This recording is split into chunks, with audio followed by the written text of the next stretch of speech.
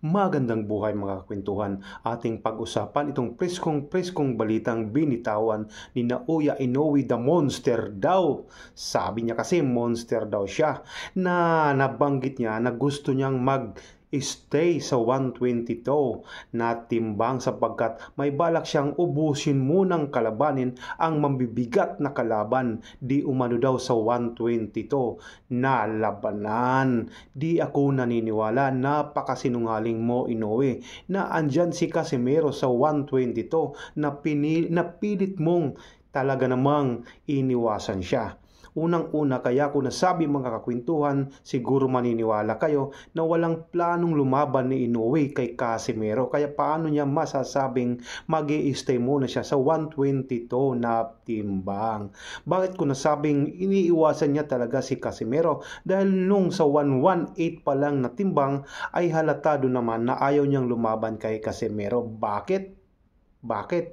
May belt pa si Casimero sa 118, hindi pa siya nababaklasan, ay ang tagal niyang magdesisyon. Pero nang natanggalan si Casimero na punta kay Butler, ay aba mas mabilis pa sa kidlat na nag-oo ang team nila at si Bob Arum na lumaban kay Butler.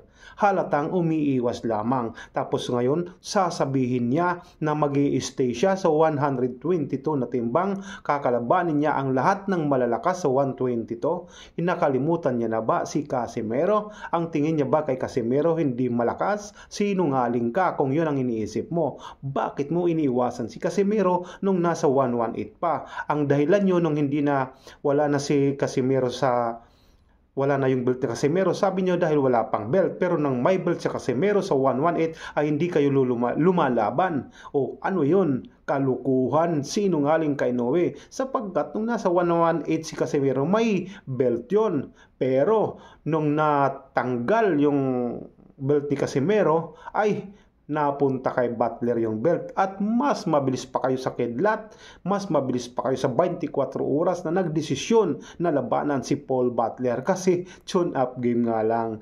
Minsan napapag-isip-isip ko na tama talaga ang sinasabi ni Casimero. Talaga naman atin na lang himay-himayin, ating timbang-timbangin, ating tingnan ang mga ebidensya, ating hagilapin ang mga nanggagaling mismo sa kanilang mga bibig, ang kanilang sinasalita, kung may katotohanan ba o galing ba sa puso ang lumalabas sa kanilang bibig, na talaga naman ay para sa akin kasinungalingan, sinungaling. Hindi ako maniniwala hanggat hindi mangyayari yan. Malamang kapag si Casimero naging number 1 na talagang siya na yung magiging kalaban niya, ay mas mabilis pa sa alas 4 na maglilipat ng timbang si Inoue. Talaga yan. O kaya magdadahilan na naman yan, panigurado yan. Dahil alam na alam niya sa sarili niya na tatalunin talaga si Casimero. May paglalagyan talaga siya kay Casimero. Totoo yan. Real talk lang, Inoue. Walang katotohanan ang sinasabi mo. Nalalabanan mo na may plano ka pang mag-stay at plano mo ring lumaban kay Casimero. Nung una nga na may build si Casimero, iwas ka ng iwas. Tapos ngayon, ang dami mong dahilan.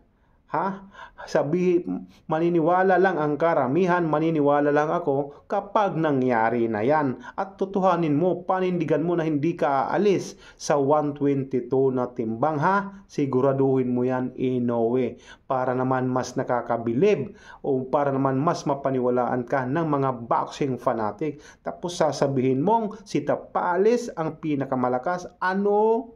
Nasiraan ka ba ng bait?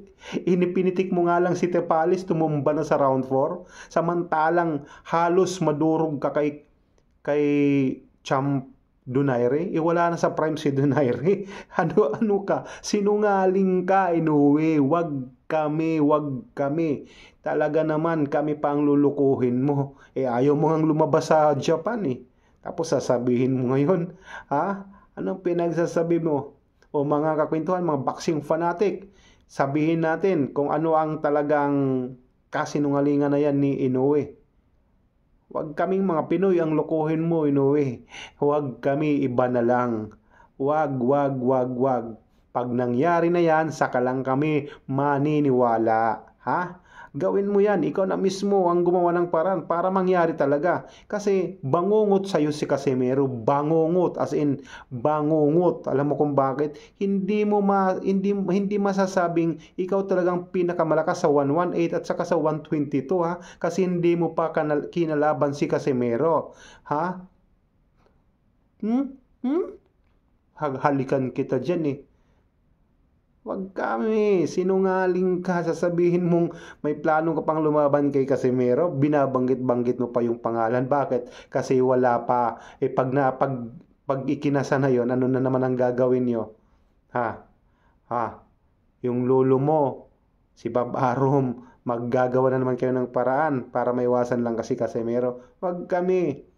Yan, pag-isipan mo yan. Ulitin mo nga kung mauulit mo pa yan sa susunod na interview sa'yo. Gusto mong labanan si Casimero, utot mo, inuwi. Wag kami. So ayan mga kakwinton, hanggang dito na lang muna tayo kasi